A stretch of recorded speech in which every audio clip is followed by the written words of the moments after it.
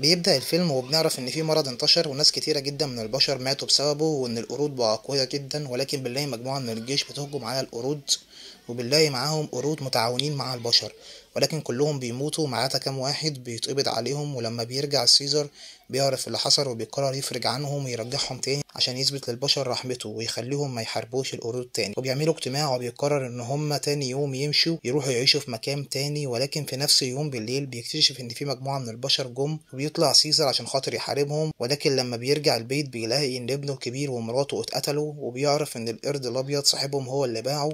وبيقرر تاني يوم ان هو يخلي الجماعة كلها تمشي ويبعدوا عن البشر، ولكن هو هيروح ناحية البشر عشان خاطر ينتقم لموت ابنه ومراته. وبيجي معاه كذا واحد من صحابه وبيقرروا ان هم يجوا معاه غصب عنه، وهم في الطريق بيلاقوا واحد من البشر كان هيقتلهم، ولكن سيزر بيلحقهم في اخر لحظة وبيقتله. وبعد كده بيلاقوا بنت صغيرة بيقرروا ياخدوها معاهم طول الطريق، وبيروحوا للجيش بتاع البشر وبيلاقوا القرد الابيض ويكتم سيزر صوته عشان خاطر ما يبلغش عنهم، ولكن بيلاقيه مات. وتاني يوم بيمشوا وهم في الطريق بيلاقوا بشر ميتين وبيستغربوا وبيمشوا وبيلاقوا قرد بيكون فاكرينه انسان وبيحاولوا يقتلوه، ولكن بيكتشفوا ان هو قرد زيهم وبياخدوه معاهم. وهم في الطريق بيقرب القرد صاحبهم من البنت اللي معاهم وبيجيب لها ورده وبيعلقها في شعرها وبيسيبها ويمشي. وتاني يوم بيهجم عليهم كذا واحد من البشر وبيقتلوه، ولكن بيكتشفوا ان صاحبهم مات. بيكمل سيزر في طريقه ولكن بيلاقي قرد مربوط، وبيلاقي ان كل القرود اللي سابهم يروحوا في اول الفيلم عشان خاطر يهربوا من البشر بيلاقيهم كلهم اتقبض عليهم. فبيفك الحبل بتاع القرد اللي مربوط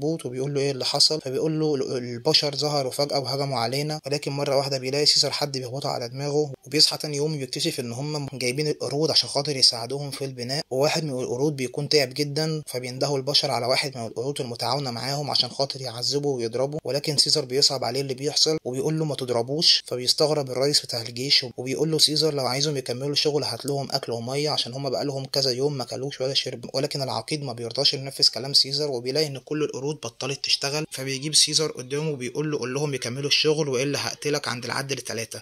وبيعد 1 2، ولكن سيزر بيكون ثابت على رأيه، وقبل ما يقول 3 بنلاقي ان القرود كلها اشتغلت من نفسها عشان خاطر خايفة لا سيزر يموت. وبيعرفوا اصحاب سيزر ان هو في السجن وبيبعتوله مية مع البنت الصغيرة. وتاني يوم بيقولوا له الخطة بتاعت الهروب، وبيقرروا ان هم يحفروا نفق من بره السجن لجوه السجن وبيهربوا بيه القرود كلهم، ولكن سيزر ما بيرضاش يهرب وبيروح للقائد عشان خاطر يقتله وينتقم منه. وفي نفس الوقت بيكون الجيش اللي جاي يحارب البني ادمين وصل وبيضرب عليهم نار كتير، وبيروح سيزر للقائد بتاعهم وبيلاقيه متأثر جدا ان هو قتل ابنه. وسيزر بيجي يقتله ولكن ما بيرضاش وبيسيب له السلاح عشان هو يقتل نفسه، وبالفعل بيقتل نفسه. وبيخرج سيزر من عنده وبيلاقي ان الجيش اللي واقف على السور عمال يضرب في القرود اللي بتحاول تهرب، وبيلاقي وراهم مكان كبير فيه بنزين، فبيقرر ياخد قنابل ويروح يفجره عشان يموتهم كلهم، ولكن وهو في الطريق بيتضرب بالنار. وبيجي العسكري اللي ضربه بالنار عشان يضربه تاني ويموته خالص، ولكن بياخد باله قرد متعاون وبيقرر ان هو ما يتعاونش تاني مع البشر ويضرب العسكري اللي ضرب سيزر ويقتله. وبياخد باله العسكري اللي ورا القرد وبيقتله. وسيزر بيقوم وبيجري